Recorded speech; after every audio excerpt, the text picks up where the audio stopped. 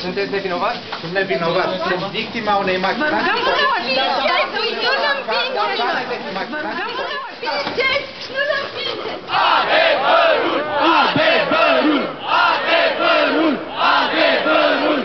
Corupția, în primul rând, la noi în România pornește din justiție.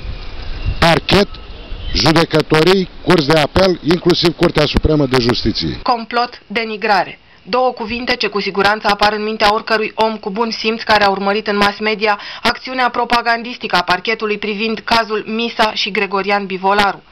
Cel dintâi semn de întrebare privind legalitatea acțiunilor din dosarul cu nume de cod Crist, de altfel sugestiv în ceea ce privește semnificația lui, ni-l punem odată cu prima reținere la poliție a domnului Gregorian Bivolaru.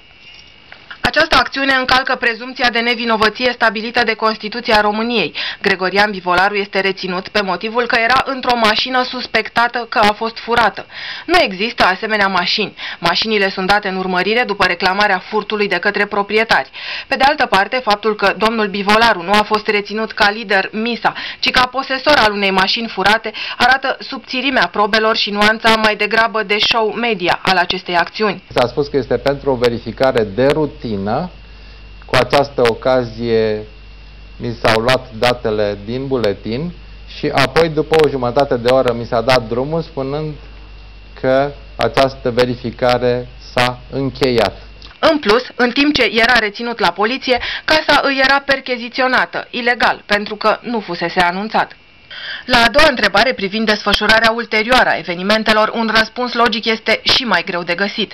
De ce domnul Bivolaru ar fi vrut să treacă ilegal granița, așa cum a fost acuzat, dacă ar fi putut părăsi țara cu acte în regulă?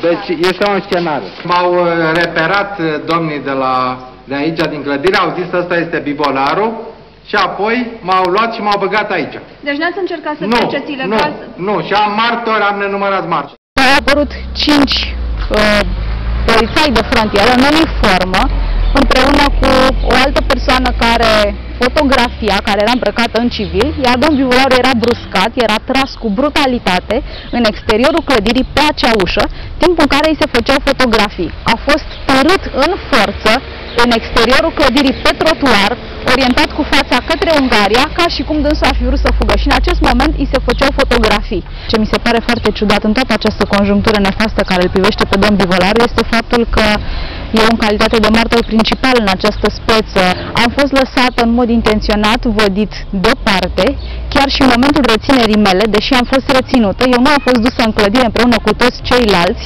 nu am fost deloc audiată în calitate de martor la Procuratura din Arad, deși eu personal am solicitat aceasta, întrucât mărturia mea ar fi fost foarte importantă în acest caz. Declarația unui martor, Dan Cătălin, apărută pe site-ul evenimentului zilei, confirmă cele relatate. Pot să vă spun că am fost chiar în vamă. Mă întorceam din Austria împreună cu familia. Câțiva dintre poliția vămii îl tărau pe Bivolaru din clădirea vămii, aducându-l de la ieșirea din țară, în partea unde se intra în țară, în timp ce el striga, mi se înscenează ceva. Ba mai mult, îl și duceau înspre tonetele alea de duty free, fotografiindu-l. Deci toată această bureală cu trecerea ilegală de la TV nu este decât ceva să ne umple nouă gura și pentru a-l reține în țară pe la cu sexul. Drept să vă spun, când am văzut știrile, m-a pufnit râsul pentru că știam cum a fost. Nu știu dacă interesează pe cineva, dar ne mint în față. Paradoxal, cu toată campania anti-Misa, cotidiane ca Libertatea și Adevărul susțin același lucru. A fost o înscenare. Explicația. Partidul de guvernământ dorește astfel să distragă atenția opiniei publice de la o altă operațiune, cazul deputatului PSD Gabriel Bivolaru, condamnat la 5 ani închisoare pentru fraudarea Băncii Române pentru Dezvoltare cu 60 de milioane de dolari, doar câteva mii de miliarde de lei. Și povestea abuzurilor continuă. Arestat că a încercat să treacă fraudulos granița la Nădlag, Gregorian Bivolaru este apoi judecat la București pentru că ar fi întreținut relații sexuale cu o minoră. Această arestare n-a fost decât un pretext, de fapt ordinul de reținere a fost decât un pretext ca el să fie adus în regim de urgență la București, unde din senin sau ca prin farmec au apărut alte două acuzații. În cazul Misa, respectiv Gregorian Bivolaru, s-au încălcat flagrant prevederile legale. S-au făcut încălcări de lege de către organele de anchetă. Singurele probe privind acuzația că Gregorian Bivolaru ar fi întreținut relații sexuale cu o fată de 17 ani sunt declarațiile minorei semnate însă tot în condiții ilegale, lipsa unui avocat și presiuni din partea anchetatorilor. Acesta m-a tras de păr din spate și mi-a zis că nu-mi dă drumul până nu spun. Și tot insista să mă tragă de păr. Și am început să plâng. În final am fost silită și chiar au zis că mă bat dacă nu semnez acea declarație. Și pe mea și pe dânsul de care o scrisese el de mână. După prima sentință, Gregorian Bivolaru a fost condamnat la arest preventiv pentru 29 de zile. Acuzațiile aduse sunt tentativă de trecere frauduloasă a graniței și întreținerea de relații sexuale cu o minoră. În cazul primei acuzații, tentativa de trecere frauduloasă a graniței, există deja destule dovezi pentru a demonstra că e vorba de o înscenare. Același lucru se poate spune și în ceea ce privește cea de-a doua acuzație, întreținerea de relații sexuale cu o minoră. Mădălina Dumitru, fata de 17 ani, care a declarat sub presiune că Gregorian Bivolaru a întreținut relații sexuale cu ea, a depus plângere la parchet împotriva procurorilor care au anchetat-o în urmă cu o săptămână. Mădălina îi acuză pe procurori că au forțat-o să semneze o declarație falsă. Lăsați-o să vorbească!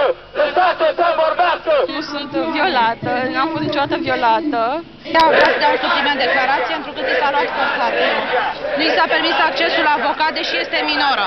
Vreau să precizez că deși la început presa a fost intoxicată cu asemenea acuzații calomnioase și anunțuri cum că ar fi vorba de deținere stupefiante, de grup sau de grupare paramilitară sau de proxenetism, prostituție și așa mai departe, până la urmă, iată, mâine sunt 2 săptămâni de când s-a declanșat această anchetă și nu s-a găsit nici măcar un gram de droguri, nu s-a găsit nici măcar o armă, deci iată că aceste acuzații sunt complet nefondate.